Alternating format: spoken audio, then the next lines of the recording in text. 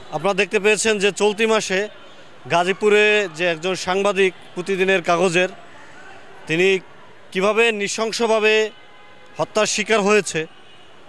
তো আমরা দেখেছি যে এর আগেও আমাদের দুজন সাংবাদিক সাগর রুনি তাদেরকে আওয়ামী লীগের সময় হত্যা করা হয়েছিল। সেখানে এই সরকার কিভাবে গড়িমসি করছে, তাদের বিচার নিয়ে কিভাবে নাটকীয়তা করছে। তো এই যে তুহিন হত্যাকাণ্ড, আমরা যদিও গতকালকে চার্জশিট দেওয়া হয়েছে, কিন্তু আমরা এখনও আশা রাখি না যে আসলে এর একটা সুষ্ঠু বিচার হবে।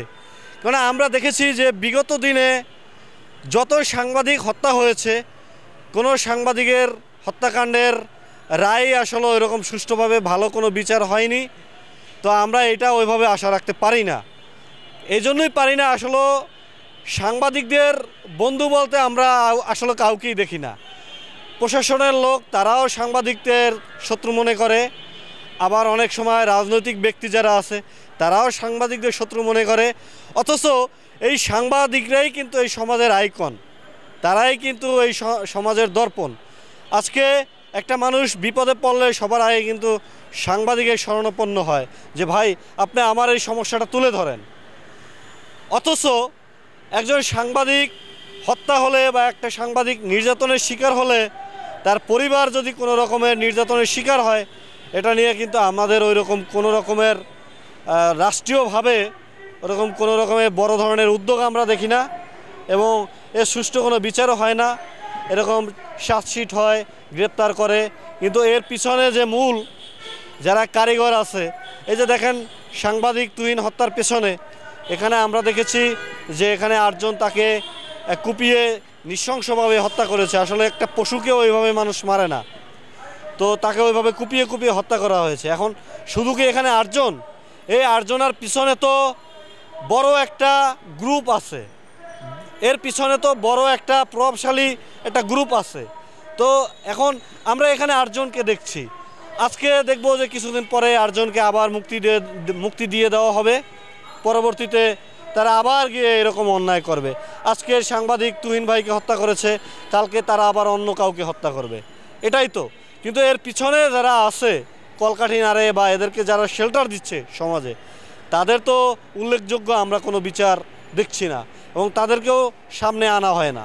তো আমরা চাই যে এই অপরাধীদেরকে যারা শেল্টার দিচ্ছে, যারা এই অপরাধীদেরকে অপরাধী তৈরি করছে, তাদেরকেও তদন্তের মাধ্যমে আইনের আওতায় আনা হোক, এবং তাদেরকে যদি আইনের আওতায় আনা হয় তাহলেই একমাত্র এটা সুষ্ঠু বিচার হবে।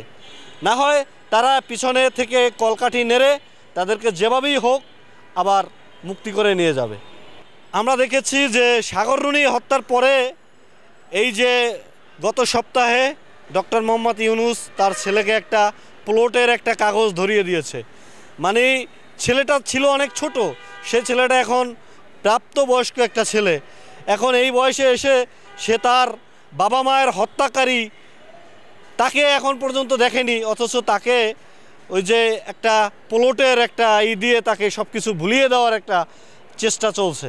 আসলে আমরা তো এটা চাচ্ছি না। এই যে সাংবাদিক যে তুহিন হত্যা হলো, আমরা চাচ্ছি যে এই তুহিন হত্যার পেছনে যারা জড়িত আছে তাদেরকে আইনের আওতায় এনে এই তুহিনের যে পরিবার, এই তুহিনের পরিবার অত্যন্ত নিম্নবিত্ত একটা পরিবার, তার 2টা সন্তান আছে।